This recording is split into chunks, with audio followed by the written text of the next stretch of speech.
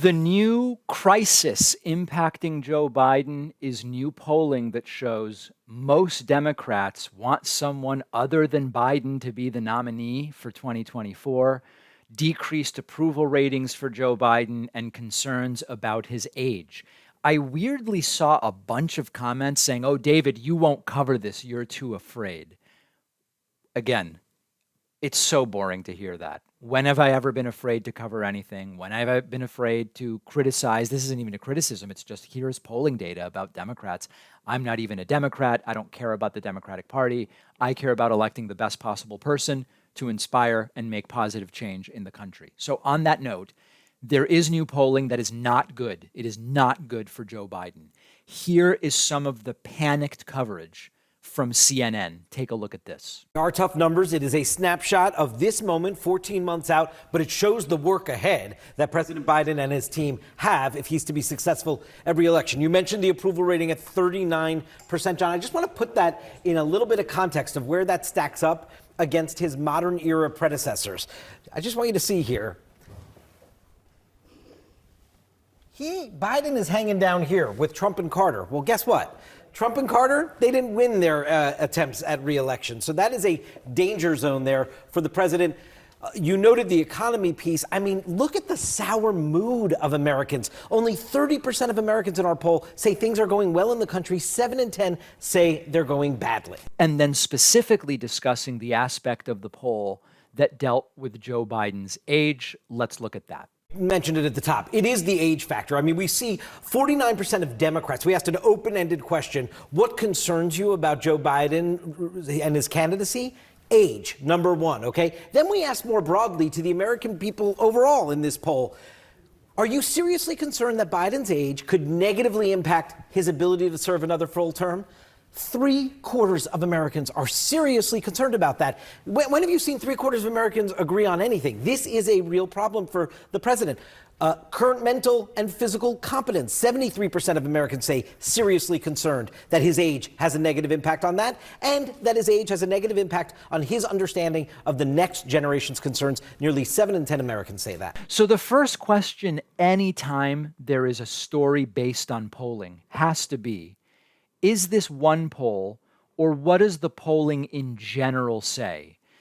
And when you look at the polling big picture, it is not great for Joe Biden, but it's also not a disaster for Joe Biden. Let's take a look at this sort of piece by piece. The latest Morning Consult poll on Biden versus DeSantis has Biden up 5, and on Biden versus Trump has Biden up 3. He should be up 40 if the country made sense. If we had a sane country, then Biden would be up 40. We don't. And it's always sort of close, and it always comes down to a handful of swing states. But given all of those kind of caveats, it's not really that bad for Joe Biden on average. Obviously, you can find individual polls that are not good for Joe Biden, and they shouldn't be ignored to the extent that they're reliable. A bunch of polls have them even. Now, we have to then talk about the entire age thing. The Biden is too old to be president thing is interesting because, first of all, you could prefer a younger president, but still recognize that if Biden's the nominee, he's better than Trump or DeSantis, and you're still going to vote for him. And a lot of it is in the devil of the details of how these polls are worded. Additionally, many of the people that think Biden is too old to be president also think that Donald Trump is too old to be president. So it might be, well, listen, 76% think Biden's too old and 68% think Trump is too old. And so what matters is that gap. And there might be people who think Biden's too old and Trump isn't, but they still prefer Biden to Trump. And so at this early stage, you should be vigilant about polling. We don't ignore polling. I don't do this thing where it's like, well, polling doesn't matter if it's not good, and then it does. It's the polls give us an idea of what's going on, but we have to contextualize it with it's the first week of September. Many people still aren't paying attention. Now, let's get to a couple of the reactions that I'm seeing from Democrats. I saw this on our subreddit. I saw discussions on our Discord about this and in the comments on YouTube, et cetera. There's basically two ends of the spectrum in terms of how people are reacting to this polling news about Joe Biden. One side is red alert, get Biden the hell out of there, come up with some excuse, simply have Joe Biden say, hey, you know what? My goal when I ran in 2020 was to get Trump out, to rescue the country, to save democracy, get us out of COVID, whatever. I did it. I did it. And now it is time for the next generation of Democrats to decide the path forward. So I am going to be stepping aside and putting my full effort into ensuring that whoever is the Democratic nominee will defeat whoever is the Republican nominee.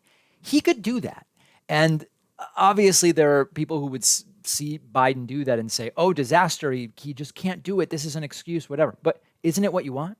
If you're saying Biden can't handle it, wouldn't you want Biden to step aside and have the Democratic primary that you say you want us to have? We still could have a Democratic primary. Robert F. Kennedy Jr. is running.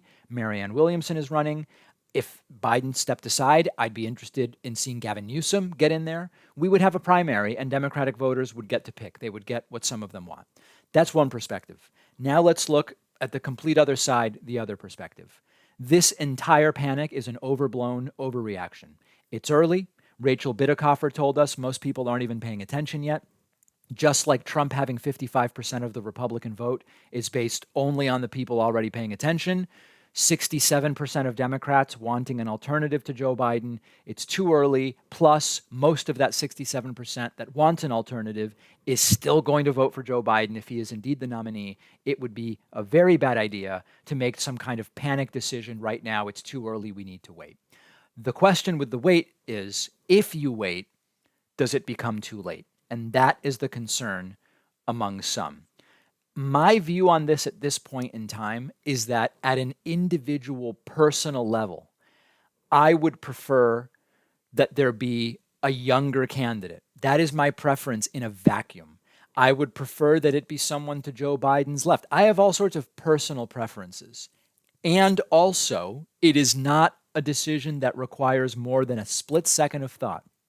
If it's Biden versus Trump, I'm voting Biden. If Biden dies or can't do it, there will be a vice president that will be better than Trump to replace Joe Biden. If it's Biden DeSantis, exact same thing. These aren't tough decisions. So what's important for us, remember, we follow this stuff much more closely than the average voter by virtue of the fact that you're listening to this show, watching right now. Our instincts may be differently calibrated than those of the average voter.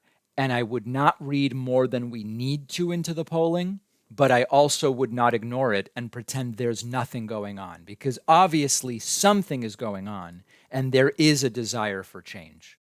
Think of your most personal emails. If you're using a free email provider, you should know that they're scanning every email you send and receive, even after you delete it.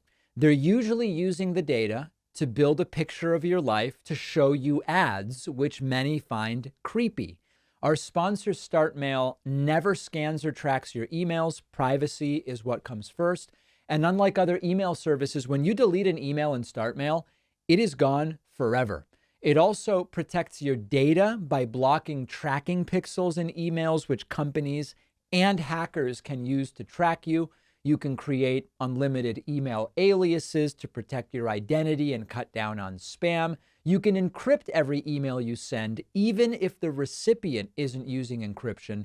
StartMail gives you 20 gigs of storage. That's more than you get on Gmail. And it only takes a few clicks to migrate all of your emails and contacts over to StartMail. Go to startmail.com/Pacman to get 50% off your first year. That's only about $2 a month. The link is down below.